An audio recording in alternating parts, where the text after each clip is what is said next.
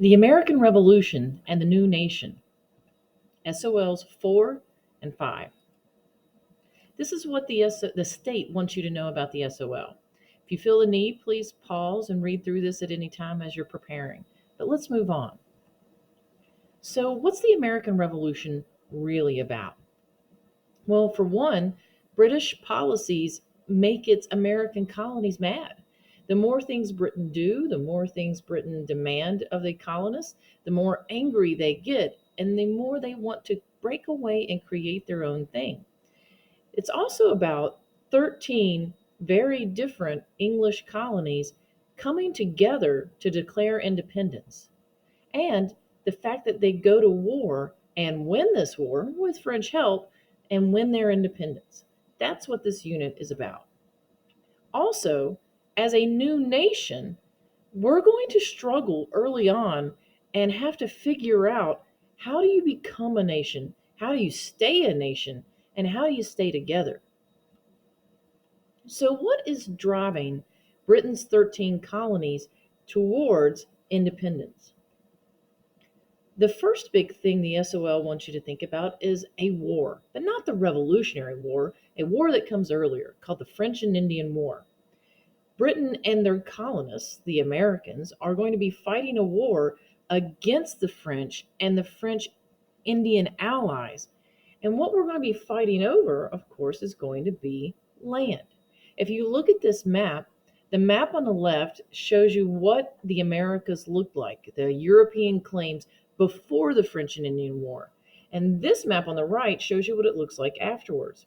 If you notice, this orange area in the middle is where all the rivers are located in the United States, the Mississippi, the Ohio, the Missouri, and this is the territory they're going to be fighting over. This Ohio River Valley is a lot more like an interstate system. They need these rivers to move goods, to move cargo, to move transportation, to move people, and they desperately want it. The English want this area because they want to move there, live there, settle there, farm there. The French want it for their fur trade. But really, both of those things boil down to money.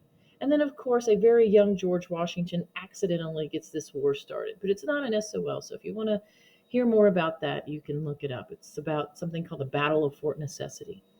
The effects of the French and Indian War are going to be that Britain is going to win this war and they're going to gain land. If you remember, looking back at this, um, looking back at the map we just studied, all this land that was French territory is now gone.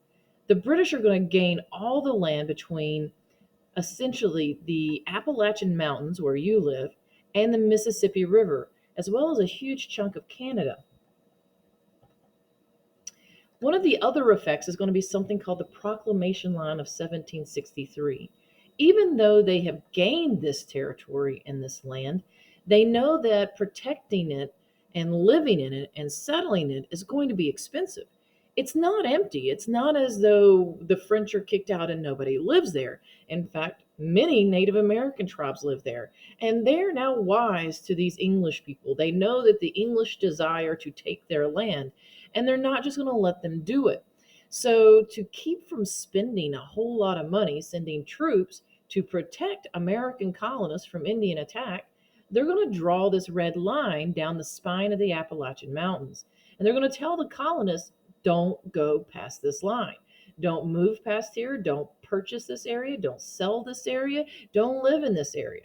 And if they catch you living across this line, they're going to make you pack up your stuff and leave and probably destroy your house as a disincentive for you to go back. So check the cartoon out, okay? You've got the British troops who have, in this cartoon, built a fence to keep people out. Now, they didn't really build a fence, but it was not allowing colonists to move west. Now, this is going to anger many Americans because, in their mind, that's why we fought this war in the first place. It's going to anger rich Americans because they were starting to want to claim that land and sell it to the poor. And it's going to make the poor angry because there's nowhere left to settle on our side of the line. Another cause is going to be money. War is expensive, and Britain goes into massive debt to pay for this war. And they are going to start taxing the colonists to help pay for it. In their view, this war was for the colonists, so they should have to pay for it as well. But the colonies have not paid any British taxes directly ever. They've paid some to their own states or their own colonies, but they've never been directly taxed by the British before. And so when Britain tries to tax the colonies, this is where you're going to start to get the biggest amount of resistance. They try taxes on sugar. They try taxes on paper, which is what the Stamp Act was. The Stamp Act was taxing playing cards, calendars, legal documents, newspapers, anything made of paper. Of course, the least people that you should try to make mad are newspaper people and lawyers, but they were trying to get money any way they could. They tried, and the colonists, their reaction was to boycott. They would refuse to buy anything that had this tax on it.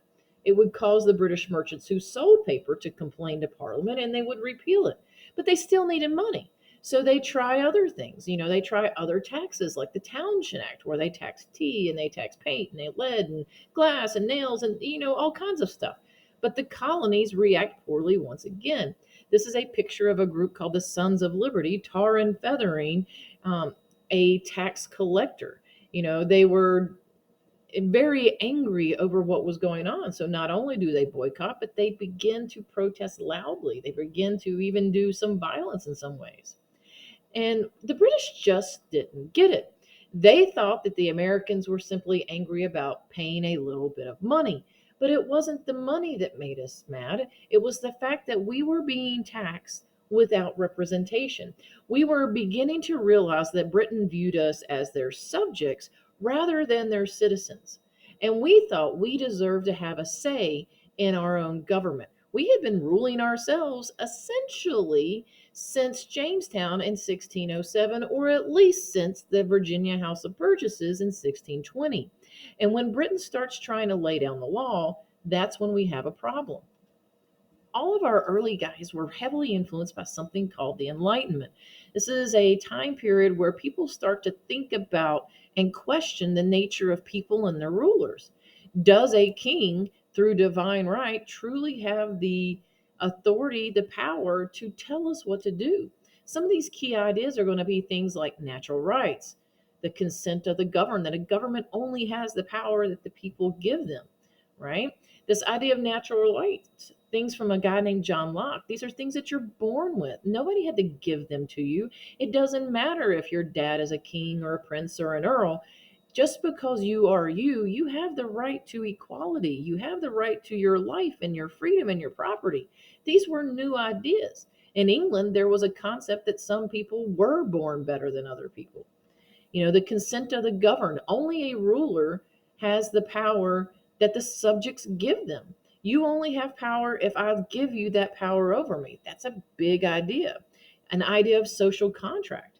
The people will obey a government if that government protects their rights. And if the government doesn't protect their rights, the people don't have to obey it. A concept of ordered liberty, that that we should have freedom, but it should come with some constraints, because unlimited freedom often works towards chaos. And many other ideas like separation of church and state, and separation of powers that will come back to us later. But as resistance to British rule increases, it's really coming in part with the taxes. And so, they put a tax on sugar and the colonists rebel. And so Parliament repeals it. They try a tax on paper, the colonists rebel, and they repeal it. And you keep going through this procedure of putting a tax on us, we rebel, and they repeal parts of it. That is, at least until, you get a little further down the line. A lot of this resistance to British tax policies and rule is really going to start in New England, especially Boston. A lot of these tar and feathering scenes you could definitely find in New England. Remember their heritage. New England was founded by people looking to get away from Old England. In the South, people were founding it that saw themselves as a little more like England. So it makes sense that Boston and New England is going to be the source of a lot of these issues. So in Boston, you're going to see some of the earliest problems, things like the Boston Massacre. I can't imagine any history class where you didn't go over this famous image. The city is extremely angry at the presence of British soldiers, and tension just keeps growing. So, on one night, March 5th, a group of colonists sort of surround one lone soldier and begin to kind of provoke a fight. And by the time it's all over, more soldiers have arrived and chaos ensues. A man named Crispus Attucks grabs the gun of one of the soldiers and knocks him to the ground, and thinking he's being attacked, the soldier fires. The other soldiers thinks they're being fired at, and they fire as well before everything is stopped. This eventually leads to 5 dead colonists, but they use this picture as propaganda to make the British look like they were completely at fault, to make them look like they were evil murderers who fired on an innocent crowd. It's not really an accurate picture, but it was an effective picture at convincing more and more people that we needed to break away from England, not just people in Boston and not just people in New England. A little bit later, a few years down the road in the same city, you end up with the Boston Tea Party. And so the Boston Tea Party was where the British had pulled back every tax except for one on tea. But tea actually became cheaper because they gave a monopoly to one company, the East India Company. But now things are so bad that the colonists see this as taking away another choice of theirs and trying to control their lives and manipulate them and tell them what to do. So a group of Sons of Liberty march down the street, dressed very badly as Indians, get aboard a ship, and dump over $300,000 worth of tea into the Boston harbor. Well, once this is done, Parliament has had it. The king is over it, and they decide to punish Boston. Now, they do a couple of crazy things. They revoke their charter. They put them under even more soldier rule, martial rule. They take away their ability to rule themselves, and they close the port of Boston. So by closing the port, they put a lot of people out of business. They put a lot of people out of homes, and they end up having a lot of serious financial problems. But the other colonies really take notice, because if they can take away Massachusetts' ability to rule themselves, they can do that to any state. And what happens is you get a meeting of the First Continental Congress. Representatives of every state except for Georgia arrive in Philadelphia to discuss what's going on and what can we do. And the only reason Georgia wasn't there is it took too long to get there for them. What they decide at this First Continental Congress is to act as one, to show solidarity with Massachusetts. And they rule that if one colony is attacked, they're all going to act as if they were all attacked. Now, not too long after that, you get the first shots being fired. You get the first skirmish. It's really difficult to call it a true battle, but you get the Battle of Lexington and Concord. Once again, we're back in Massachusetts. And so what happens is the Americans have been put under martial law in Massachusetts. Now, what that means is they've taken away the colonists' ability to rule themselves and put the military in charge. Now, most of the military soldiers are going to be located here in Boston.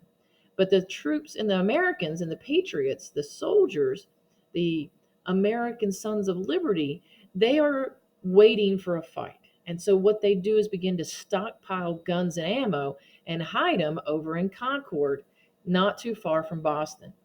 Well, the troops, the British redcoats, the British soldiers learn of this, and they think it's too dangerous to leave these guns and ammo in the hands of these angry colonists. So they send a group of soldiers to march to both of these places, to march to Concord to try to go and find those guns and ammo. But as they are marching, a group of Americans take off first, and they head off in this direction trying to beat them to the target. Paul Revere was one of them, and when he gets to Lexington, he announces, "The British are coming, the British are coming." Well, as he makes that announcement, Minutemen begin to get activated all over New England, heading for Concord. But the British make it to Lexington.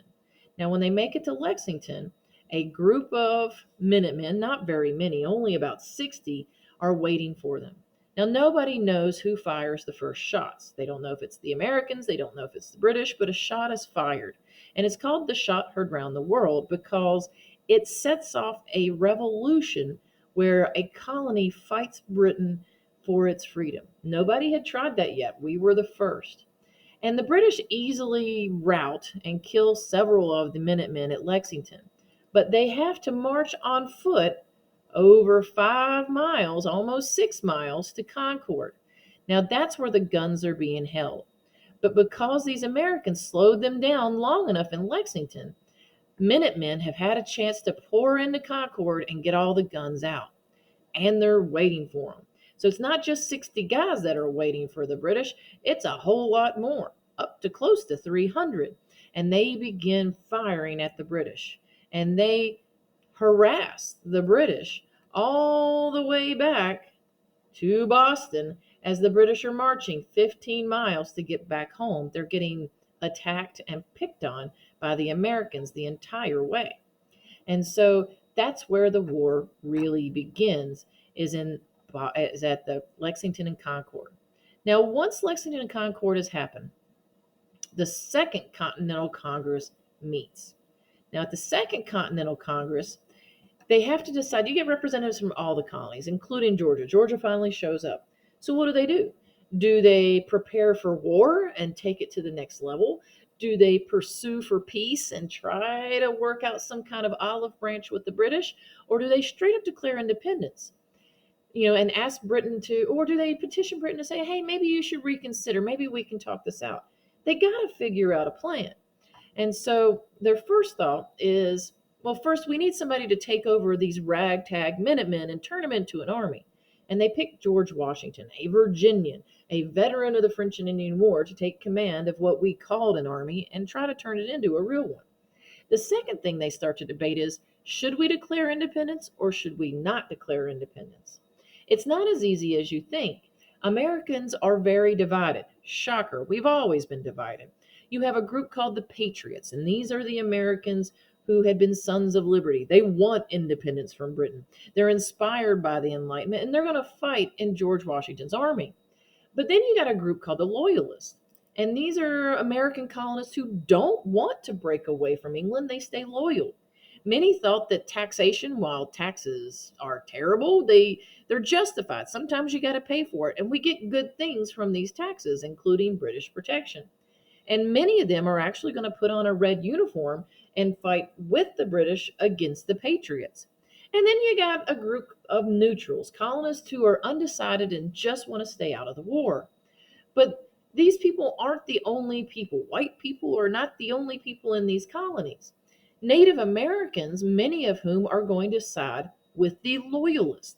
They know that Britain is the ones who drew that proclamation line. Britain is keeping the choke collar on the American patriots who want to move in and take more of the Indian land. You also get mixed results with with African Americans.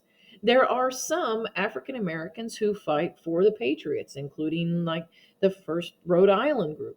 However, there's a lot of African Americans who are going to side with the Loyalists. Think about what they can offer. If you are offered your freedom, if you fight against the Patriots, who are you going to fight for? And so most of the African Americans, just like many of the every other Americans, have to make this decision based on what they feel is best for them and their family. And most of them end up siding with the Loyalists, fighting for Britain. Now, what's going to really take a lot of these people out of the neutral category, the undecided category, and push them towards the patriot category is going to be a small pamphlet or book called Common Sense, written by Thomas Paine. Now, he calls it common sense because common sense is the sort of thing that doesn't have to be taught. You just know. You don't have to be taught this. Everybody knows it. And in his book, Common Sense, he challenges the king's ability to rule over the colonies. Why, he says, is an island trying to tell a continent what to do? People read this. This goes 1776 viral. It's not a very big book. It can fit in the back of your pocket. And everybody starts to read it. And when they read it, they start to realize, oh my gosh, he's right. The king has treated us bad. It's full of a long list of complaints against the British. Things like taxation without representation, things about like cutting off our trade with other parts of the colonies. And when people read this, they begin to agree. And it increases the number of people who become patriots and want independence. So much so that eventually the Second Continental Congress decides that the best thing to do is to pursue independence. They choose a young Virginian named Thomas Jefferson to write this Declaration of Independence. Jefferson is very well educated and very well read. And this document is going to officially break us up from Britain. It's the biggest Dear John letter you've ever seen. We are breaking up with Britain. It's going to be the foundation for the government that will come later, that is highly influenced by things like the Enlightenment and this concept of rights. And people from around the world for generations to come are going to be inspired by it and pursue their own independence from their own colonial powers.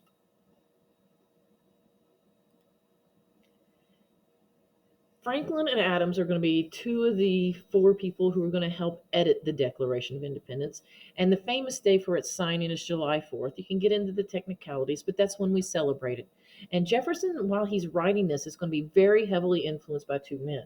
One is especially going to be Thomas Paine. He's going to include a lot of Paine's list of how the king had done us wrong in his declaration. A lot of that stuff from common sense is going to find its way into Jefferson's declaration. He's also going to be very heavily influenced by an English philosopher and Enlightenment scholar known as John Locke. The things that he's going to take from John Locke are going to be things like this idea that all men are created equal, that you're not born better than someone else, the concept of life, liberty, and Locke said property, but Jefferson's going to change it to pursuit of happiness. The power comes from the people. He's really going to rip off both of these guys heavily in his Declaration of Independence. Now, when we get ready to start fighting, it looks like on paper that the British should have won this war clear out. They had way more soldiers than we did, and their soldiers were much better trained and much better equipped. They had way more money, which meant they had a way more stuff.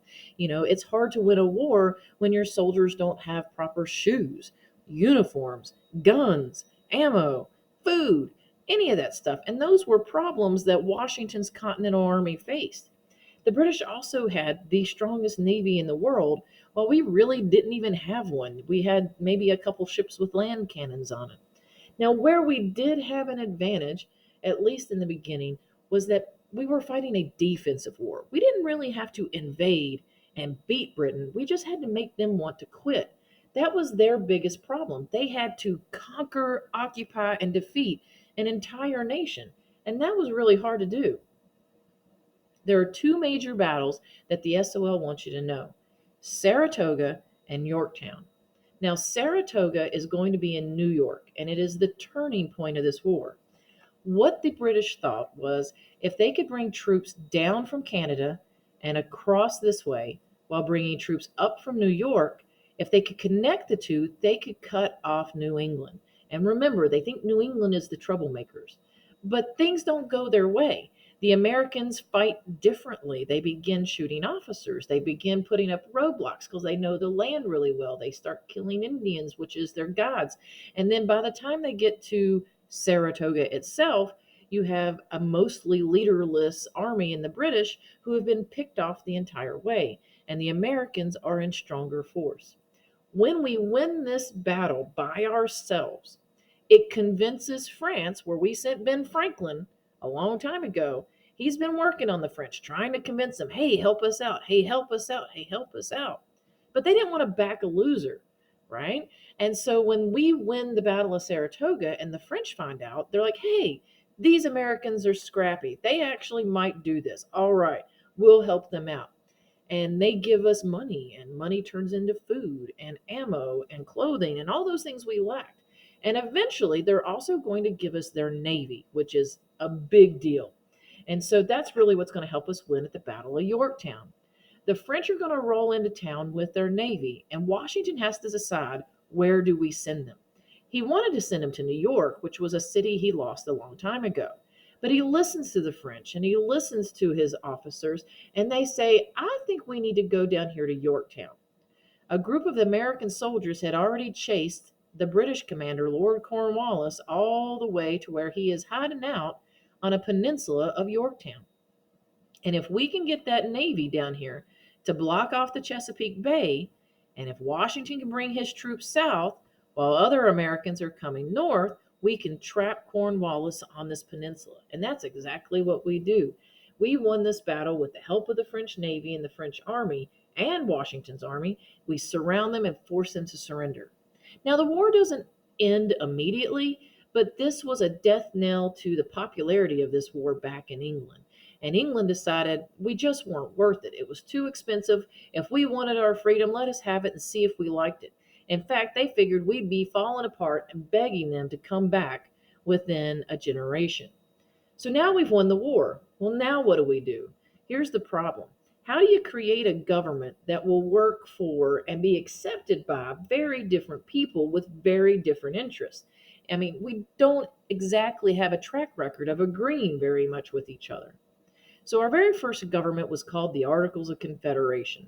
It was pretty weak, and it was weak on purpose.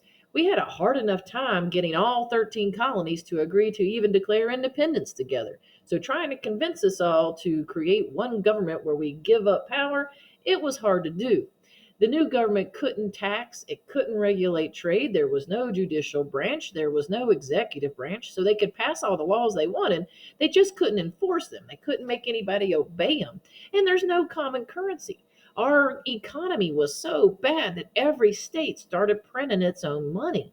And so pretty soon we have violence breaking out. The first big event was in Massachusetts and it was called Shays' Rebellion. And in that, a group of Massachusetts farmers and veterans are about to have their homes taken from them because they can't pay their taxes, they can't pay the debts they incurred during the revolution, and they don't feel that it's fair. And to make sure they hold on to what they believe is rightfully theirs, they fight. And when our national government can't do anything to stop it, it just proves how broken our system is and that we need to try something else. So, what we try is a new government. We create a new constitution. So, a lot of the leading, really smart people gather together in Philadelphia and they do it in secret. The two you need to remember are two Virginians, George Washington, which we've already mentioned, and James Madison. Now, Washington has to be there. He doesn't vote on a lot and he doesn't talk a whole lot, but everybody trusts him. Northerners trust him, Southerners trust him, Westerners, Easterners, rich, poor. It doesn't matter. Everybody trusts Washington because he has a track record of not wanting power, of giving up power. And that's something that everybody needs at a meeting, a secret meeting, to remake the government. So he has to be there. Just his presence will make the rest of the Americans be okay with this meeting. The other Virginian you need to know is James Madison, known as the father of the Constitution, because he wrote most of it. He writes something called the Virginia Plan, which we'll talk about, and he eventually will write the Bill of Rights. He keeps a lot of notes, and he's kind of the guy, the grease that makes this Constitution run. Notice I didn't mention Jefferson. He's not there. He's an ambassador in France at this time. And so Washington and Madison are the key guys. Now, at this convention, they got a lot of arguments they got to figure out. One of them is between the big states versus the little states. Virginia was huge at this time. Virginia included what is now Virginia, West Virginia, and Kentucky. And we even kind of tried to make claims that all of this unorganized territory here was ours as well. Tiny New Jersey didn't want to enter into a country where Virginia dominated everything. They didn't think that was fair. Why should they be in a new government where they have no voice? But Virginia said, listen, we got more people. We got a fifth of the nation's people. We should have more power. You know, if we give tiny Rhode Island the same voting power that has 300,000 people as big Virginia, who has 3 million people, then their votes count more. And that's not fair. How they settle it was by creating a two-house Congress. The House of Representatives would be based on population. The more people you have, the more votes you have. So that made big states like Virginia happy. The Senate would be equal. No matter how big or little your state is, you've got two senators. If you are tiny Hawaii, who has a very small population, you've got two senators. If you're super populated California, you've got two senators. It's equal, just like New Jersey wanted. So they're trying to make everybody happy with this. The other big argument they've got is between the northern states and the southern states. And what they're really arguing about is slavery. Now, the South depended on slave labor for their economy. They didn't have tractors back in the day, they had humans. They made their profit, and they couldn't make any profit if they didn't have the sweat of other people doing the work for them. Now, I'd like to say that the argument is whether or not we should have slavery. Is slavery right or wrong? And we know it's wrong, but that's not the argument they were having. Their argument was, do you count slaves like people in a state's population or do you not? New England, the North, even the middle colonies, they didn't have that many slaves. Right after the Declaration of Independence, many New England states had started to get rid of slavery, and they just didn't need it like the South did. The South had perfect climate and weather to grow cash crops, which needed enslaved labor. The North, they didn't have the same kind of climate and weather, so they developed an economy based on other stuff. And the South says, listen, we should count all the slaves in our population. They're people. Well, why does it matter? What does it matter how many people a state has? Well, it goes back to Congress. The more people you have, the more votes you have, and the more power you have. And so if you look at this picture, it's a diagram of Mount Vernon. Mount Vernon was George Washington's plantation located in Northern Virginia. The green, one, two, three, four, five, represent all the Washington family members. The red represent the white hired servants that get paid by the Washingtons. And the blue represents the black enslaved laborers. So, who clearly is the biggest part of Mount Vernon's population? Well, it's the enslaved laborers. If you look at the South, they had a huge population. The problem is that most of them were not being treated like people. And if you don't count them like people, then the only people you can count is this small amount here, which is a small amount of votes. But if you count all the black people and the enslaved people as people, then you get a lot more votes, right? Well, the North says, listen, South, you hypocrite, you can't do that. If you say you can count them in your population, then you're saying they're people. And if they're people, they got natural rights, like a right to their life and their liberty. You got to free them. Well, the South says, well, they're not really people. So the North says you can't count them. And the South says, well, we got to count them because if we don't count them, we don't have any votes. Well, what they come up with is a compromise, the three-fifths compromise. Every single white person in a state will count towards a state's population, but only 3 out of 5 enslaved people will be counted. Now, none of those 3 slaves that get counted are actually going to get any rights. They're not going to get any freedoms. They're not going to get any votes. They're just a number on a spreadsheet. And this is going to give an unfair advantage to the southern states in this new government. Why do you think they went along with it? Well, the South is where the money was. The South is where it has the best trade with other countries. And you can't start a new country unless you have the wealthiest states in there because a new country needs money to operate. And so they also had George Washington. And if you don't let slavery in the Constitution, Virginia doesn't ratify it. Without Virginia, George doesn't get to be president. And without George, the whole thing will fall apart. And so you get the three-fifths compromise. Another big argument they had was who should be more powerful. Should the new nation of the United States, when it passes a law, should it be more powerful than the state of Virginia? Or can the state of Virginia override a national law? If you look at this balance of power, you'll see that the new Constitution gives more power to the nation. Now, that sounds obvious today, but it wasn't so obvious back then. A lot of people weren't for that. Now, what happens is they got to get this Constitution approved by the people, because if you remember, where does the real power lie? With the people. This new government won't work, this new Constitution won't work unless they get the states to go along with it.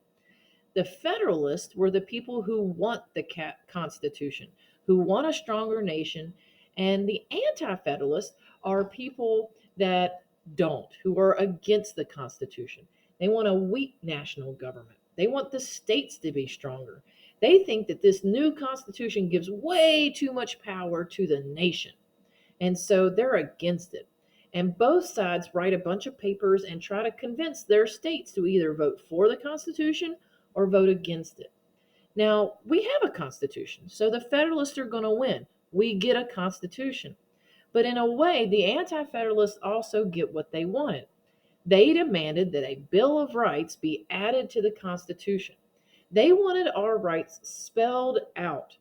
And good thing they did, because if they had not written down the First Amendment's protection of freedom of speech and religion, or the Second Amendment's protection to bear arms, and so forth, the government would have tried to step on that at some point. And so, good thing they put the Bill of Rights in there. So, both really got what they wanted in certain ways and not in others.